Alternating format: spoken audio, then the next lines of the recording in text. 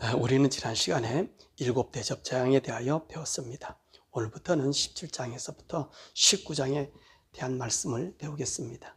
이 17장과 18장은 후 3년 반의 일곱 대접 재앙을 받을 수밖에 없는 인생들에 대하여 말씀하시고, 19장은 예수님의 혼인잔치와 함께 일곱 번째 마지막 대접 재앙을 내리시면서 이 땅으로 성도들과 함께 강림하시는 모습을 담고 있습니다. 그래서 이 17장에서 19장의 말씀을 다른 시각으로 이 말씀을 보면 되지 않습니다. 이 말씀의 구조의 대표적인 것이 바로 우리 예수님께서 씨 뿌리는 비유를 말씀하시고 나서서, 그리고 그 제자들에게 그 씨 뿌리는 비유에 대한 말씀의 모든 상황을 알려주었던과 똑같은 원리인 것입니다. 또한 마치 나팔 재앙을 내리고 나셔서 12장에서 14장에 설명해 주신 것과 같은 맥락입니다. 그래서 이 17장에서 19장까지를 대접 재앙과 분리해서 설명하면 되지 않습니다. 그러면 우리는 이 일곱 대접에서 음녀가 왜 이 재앙을 받아야만 한지에 대한 말씀을 우리 함께 생각해 보려고 합니다. 우리는 이 일곱 대접 재앙의 상황은 일곱 대접 재앙이 내린 그 시점이 어떤 시점인가를 우리는 항상 기억하시길 바랍니다. 이 일곱 대접 재앙이 내린 시기는 어떤 시기입니까? 우리 예수님이 공중에 재림하시면서 일곱 번째 나팔이 불려지고, 그리고 잠자던 성도들이 부활하는 1차 부활과 함께 땅에 있는 성도, 이마에 하나님의 인침을 받고 짐승의 표를 받지 않는 순결한 성도들이 휴거하고 난 다음, 바로 그 뒤의 사건입니다. 이때는 7년 대환란 중 후 3년 반이 되는 지점입니다. 자, 이때 이 지구에는 누구만 산다 그러셨죠? 오직 불신자들, 짐승의 표를 받고 짐승이 하라는 대로 환호하며 살던 인류의 모든 사람들이 이 땅에 남아있다라고 말씀하고 있는 것입니다. 자, 이 17장에서는 이 죄악의 원상인 음녀, 누구인지에 대해서 말씀해주고 있는 것입니다. 그럼 이 음녀의 정체에 대해서 우리에게 말씀하시는데, 이 음녀가 도대체 누구일까요? 사실 우리는 이 문제의 해답을 찾지 않으면 안 됩니다. 자, 이 음녀에 대해서 17장에는 여자라는 표현을 하고 있습니다. 3절, 4절, 6절, 7절, 9절, 15절, 그리고 18절에 이렇게 표현하고 있습니다. 이 모두 같은 말입니다. 이 음녀는 도대체 누구일까? 이 음녀의 실체를 찾아보면 1절에 보니까 또 일곱 대접을 가진 일곱 천사 중 하나가 와서 내게 말하 이르되 이리로 오라. 많은 물 위에 앉은 큰 음녀가 받을 심판을 내게 보이리라. 자, 이 음녀를 뭐라고 불렀습니까? 많은 물 위에 앉은 큰 음녀라고 말씀하고 있습니다. 물은 무엇을 말씀하고 있죠? 15절에 해석하고 있습니다. 또 천사가 내게 말하되 내가 본 바 음녀가 앉은 물은 백성과 무리와 열국과 방언들이라. 그러니까 물은요, 사람들을 말씀하고 있는 것입니다. 그러면 많은 물 위에 앉았다는 말은 이 음녀가 모든 나라와 족속을 지배하고 있다는 말인 것입니다. 자, 그러면 이 음녀의 정체가 무엇일까요? 5절에 말씀하고 있습니다. 그의 이마에 이름이 기록되었으니 비밀이라, 큰 바벨론이라, 땅의 음녀들과 가증한 것들의 엄이라 하였더라. 이 음녀를 비밀이고, 그리고 큰 바벨론이고, 땅의 음녀들이고 가증한 것들의 엄이라고 말씀하고 있습니다. 이 말씀을 한마디로 말씀한다면 가증한 것들의 엄이라는 말씀이죠. 즉 모든 것을 잉태내는 산실이라는 말입니다. 그래서 이 음녀, 이 여자에 대한 결론이 무엇이냐고 하면 18절에 그 해답을 말씀해주고 있습니다. 또 내가 본 그 여자는 땅의 임금들을 다스리는 큰 성이라 하더라. 이 땅을 다스리는 큰 성이라고 결론을 지었습니다. 그러니까 큰 성이 음녀라는 말이지요. 그런데 이 큰 성이 땅의 왕들을 다스린다라고 했었습니다. 이 큰 성을 18장에서는 무너지는 모습을 우리에게 보여주고 있습니다. 이것 때문에 이 성이 무너지기 때문에 모든 사람이 애통하는 그런 모습을 볼 수가 있습니다. 왜 그럴까요? 이 성을 통해서 얻는 모든 이권들이 없어지기 때문에 오는 애통인 것입니다. 그렇다면 이 큰 성은 무엇을 비유하고 있습니까? 예, 이것은요, 이 지구, 이 땅을 빗대어서 한 말입니다. 그러므로 이 음녀는 이 땅, 바로 지구라는 말이지요. 이 지구가 음녀라는 말씀인 것입니다. 그러므로 음녀 여자는 바로 이 지구, 이 땅인 것을 우리는 알 수 있습니다. 왜 이 지구, 음녀가 심판을 받아야 한다고 합니까? 그 이유에 대해서 말하고 있습니다. 2절입니다. 땅의 인근들도 그와 더불어 음행하였고 땅에 사는 자들도 그의 음행의 포도주에 취하였다 라고 말씀하고 있습니다. 이 지구에 사는 모든 사람들이 다 음행하고 술에 취했다고 합니다. 이 말이 무슨 말입니까? 이 땅, 지구는 그냥 물질입니다. 물질이 어떻게 인생들을 범죄하게 만들 수 있습니까? 아니지요. 이 지구 땅은 인생들을 죄짓게 하지 못합니다. 그러면 어떻게 이 지구를 음녀라고 말할 수 있겠느냐 하는 것입니다. 그것을 설명한 것이 바로 3절과 4절입니다. 3절, 곧 성령으로 나를 데리고 광야로 가니라. 내가 보니 여자가 붉은빛 짐승을 탔는데 그 짐승의 몸에 하나님을 모독하는 이름들이 가득하고 7머리와 10뿔이 있으며 그 여자는 자줏빛과 붉은 옷을 입고 금과 보석과 진주로 꾸미고 손에 금잔을 가졌는데 가증한 물건과 그의 음행에 더러운 것들이 가득하더라. 이 여자가 어떤 짐승을 탔다라고 말씀하고 있죠? 붉은빛 짐승의 머리가 7과 10뿔을 가지고 있다라고 말씀하고 있습니다.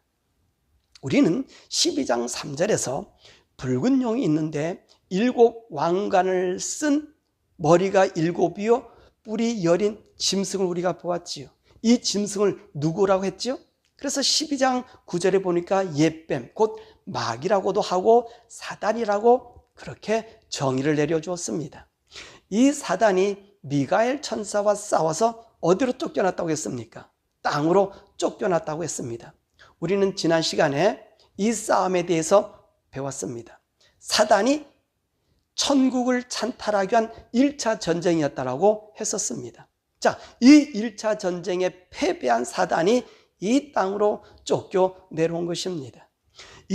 그래서 이 사탄의 몸에는 17장 3절의 말씀 보니까 하나님을 모독하는 이름들이 가득하였다라고 이렇게 기록하고 있습니다. 이 하나님을 모독하기에 가장 좋은 것들이 무엇이었을까요? 그것이 바로 4절입니다. 그 여자는 자줏빛, 붉은빛 옷을 입고 금과 보석과 진주를 꾸미고 손에 금잔을 가졌는데 가증한 물건과 그의 음행에 더러운 것들이 가득하더라. 그렇게 말씀하고 있습니다. 무슨 말일까요? 이 세상은 바로 이 사단이 이 허황된 것으로 인생들을 치장하게 하고 즐기게 하고 더럽게 타락하여 하나님 모독한 일을 하게 하였다는 것입니다. 그러니까 사단의 등에 탄 이 세상 음녀는 이 사단이 하는 모든 제도나 문화나 환경에 취하게 할 수밖에, 그래서 그것을 따를 수밖에 없게 만든 것이지요. 이 사단의 문화로 이 지구는 어떤 일을 할까요? 6절에 말씀하고 있습니다. 또 내가 보매 이 여자가 성도들의 피와 예수의 증인들의 피에 취한지라. 내가 그 여자를 보고 놀랍게 여기고 크게 놀랍게 여기니. 자, 무슨 말입니까? 세상의 사람들은 이 사단의 문화에 환호하고 따르고 즐깁니다. 그런데 예수님을 믿는 성도들은 이들의 문화를 거부합니다. 그래서 바로 성도들과 예수님을 증거하는 사람들의 피를 이 사람들이 취했다는 거예요. 무슨 의미이냐면, 물론 예수님 믿는 사람들 죽인 일도 있습니다. 자, 이 일은 하나님이 인간을 창조하고 나서 인간이 범죄하고 나서부터 이렇게 사람들을 죽이고 성도들을 죽이는 일들, 여러분 항상 있어 왔었습니다. 자, 그 말씀에 성도들의 피를 취한다라고 볼 수 있지만 또 다른 의미에서 성도들의 피를 취한다는 말은 이 성도들을 자신의 문화 속으로 흡수한다는 의미도 있는 것입니다. 성도들로 하여금 사단이 만들어놓은 문화, 제도, 환경 속에 들어와 살게 하는 것이지요. 그래서 내가 그 환경에 대하여, 그 문화에 대하여, 그 제도에 대하여 인식하지 못하게 하는 것입니다. 사실 이것이 가장 무섭습니다. 죽이고 박해하는 것은 그나마 쌓을 명분도 있고 투쟁할 의지가 있습니다.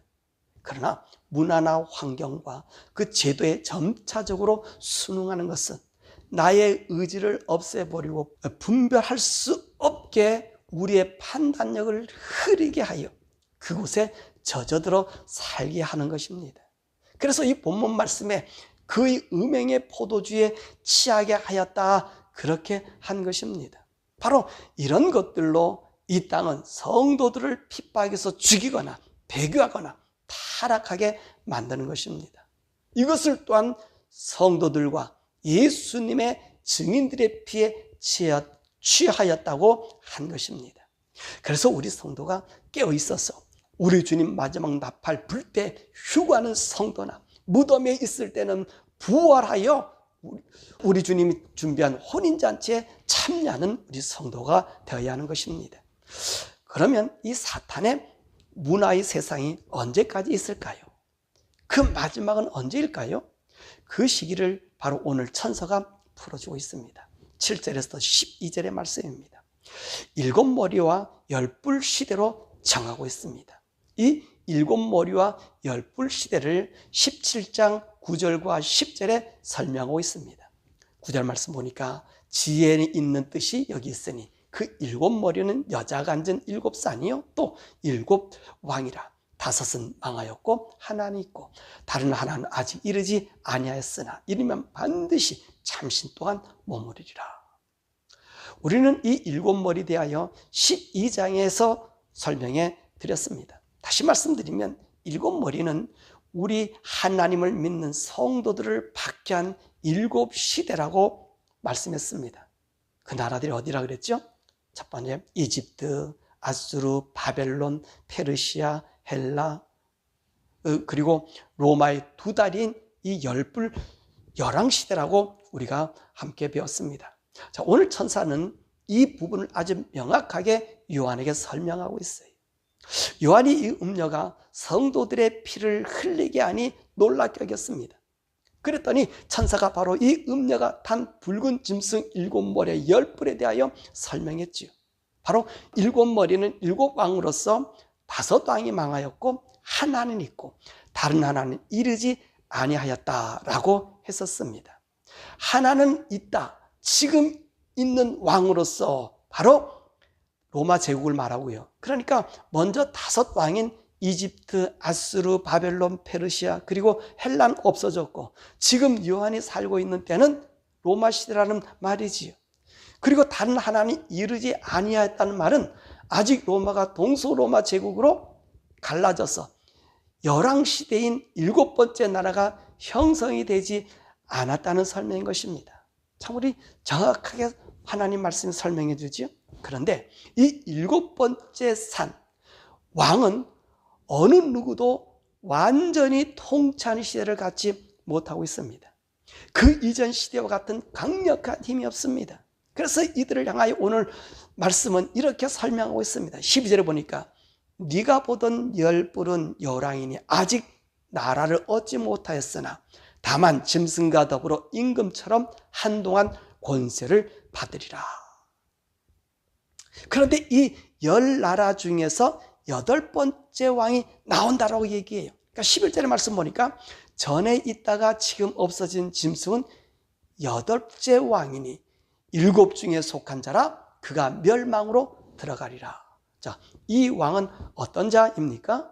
이 왕에 대하여 8절에 말씀하기를 장차 나올 짐승으로서 전에 있던 7 중에 속한 자로서 10왕들이 자신의 왕권을 확립 못하고 있지만 자신의 권세를 바로 이 8번째 왕에게 주어서 함께 다스린다는 것입니다. 그럼 이 8번째 왕은 어떻게 이 권력을 얻을 수 있을까요? 물론 오늘 본문 8절 말씀에 무정에게서 올라오는 짐승으로 표현했습니다.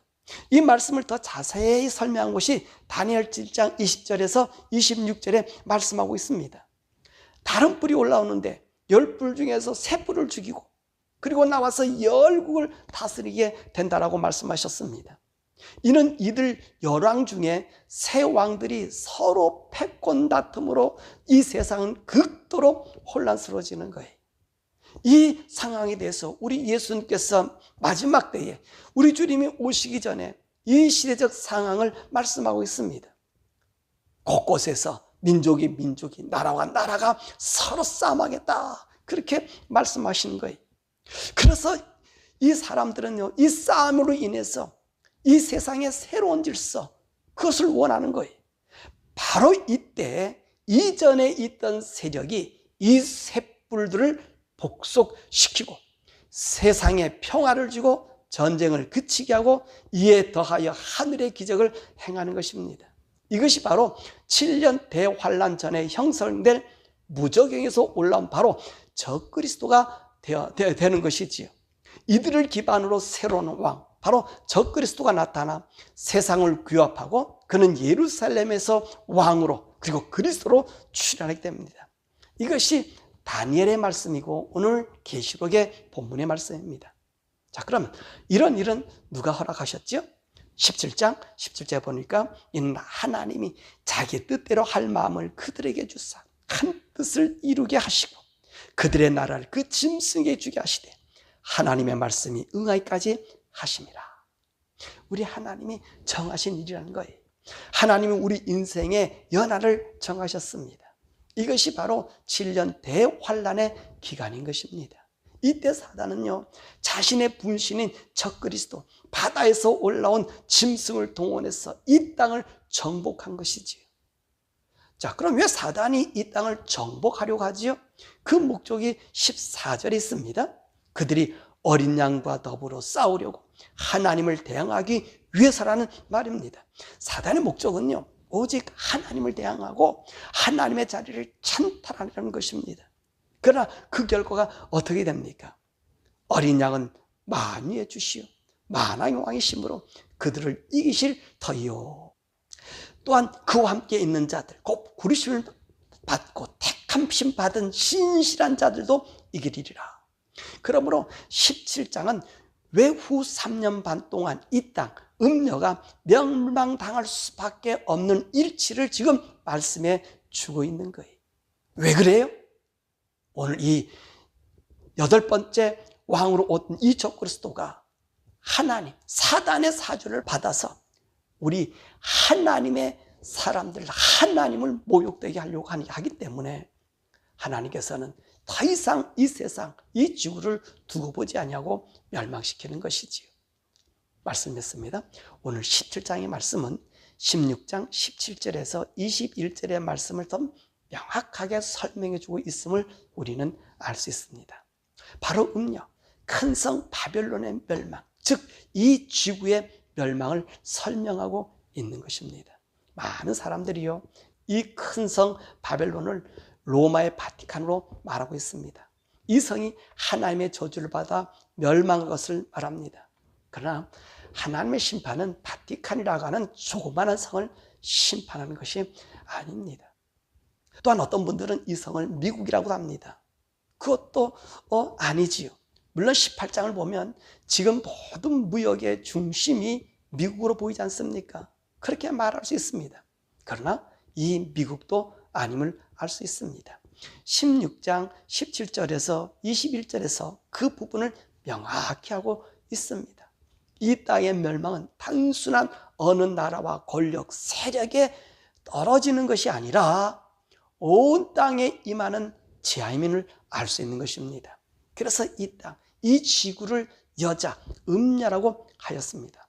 왜 그렇습니까? 이 땅이 사단으로 인하여 온갖 죄악의 온상이 된 것입니다. 붉은 짐승의 등에 타서 사단이 하나님을 모독하는 수많은 이름들을 인간의 허세를 이용한 금은 보석의 사치와 자줏빛 옷을 입히기 위한 세력의 확성으로 얼마나 많은 사람들을 죽이고 있습니까? 이 땅은 한마디로 욕망의 온상이 된 것입니다. 그러므로 이 땅은 하나님께서 처음 창조하신 그 목적에서 벗어나 죄의 온상, 더러움의 근원지가 된 것이지요. 이 모든 것이 누구에 의해서 이루어진 것입니까? 바로 이 사단에 의해서. 인간의 허영심과 공명심과 명예심과 탐욕에 이 사단의 등에 타서 사단이 원하는 방향으로 조장되고 인생을 끌고 갔다는 말입니다. 참으로 재미있는 말은 16절에 있습니다. 자, 이 16절의 말씀을 보면 내가 본 바 이 열불과 짐승은 음녀를 미워하여 망하게 하고 벌거벗게 하고 그의 살을 먹고 불로 아주 사르니라. 이 말씀은요, 적그리스도와 사단이 우리 지구를 수치스럽게 하고 우리의 살을 파먹고 결국은 우리를 불사르게 한다는 것입니다. 무슨 말입니까? 사단도 적그리스도도 자기를 따르는 사람들을 오히려 이용해 먹는다는 말입니다. 그 결과 아주 망하게 만든다는 말이지요. 우리는 이 말씀에 귀를 기울여야 합니다. 사탄을 따라 살면, 사단이 제공해주는 사탕을 먹으면 결론적으로 우리를 영원한 파멸로 저들이 먼저 우리를 집어쳐 넣는다는 거예요. 그러므로 사단이 주는 달콤한 세상의 맛을 버려야 하는 것입니다. 사단이 주는 사탕은 약이 아니라 죽음이란 말씀인 것입니다. 저들 사탄도 싫어하는 일을 우리가 착각하여 따르고 그리워하고 사랑하고 환장하여 미쳐 돌아가는 것이 마치 필라델피아 켄싱턴에 있는 마약 환자들처럼 그와 같은 모습이라는 거지요. 그러므로 우리 하나님 말씀을 따라 살아야 합니다. 사단의 핍박과 조롱이 있다 해도 우리는 영원한 하나님의 나라, 우리 예수님이 주시는 천년왕국, 그 후에 영원한 천국의 하나님의 아들, 그 아들의 위치가 있지만 사단을 따르면 사단도 우리를 미워하고 벌거벗기고 우리의 살을 먹고 결국은 불로 사르는 지옥불에 쳐 넣는다는 말입니다. 그러므로 우리 성도들은 결코 이 사단의 조주에 빠지지 마시기를 바랍니다. 사단도 자기 말을 듣는 사람을 보호하지 않습니다. 오히려 더 미워합니다. 그 사탄이 있는 곳에 유황불의 고통과 이 사단이 주는 고통과 함께 오늘 이 세상을 따라 사는 사람, 사단의 유혹에 넘어간 사람은 더 심하게 받게 된다는 말씀입니다. 그러므로 사랑하는 여러분, 오늘 우리는요, 음녀의 정체에 대해서 배웠어요. 음녀는 바로 이 지구라 그랬습니다. 아니, 이 지구에 쌓여있는 모든 문화 제도라는 거예요. 이 제도를 누가 지금 감싸고 있지요? 바로 사단이, 이 적그리스도가 이 지구의 모든 제도나 환경이나 이 모든 과학이나 이걸 발달시켜서 결론적으로 이가 하는 일이 무엇입니까?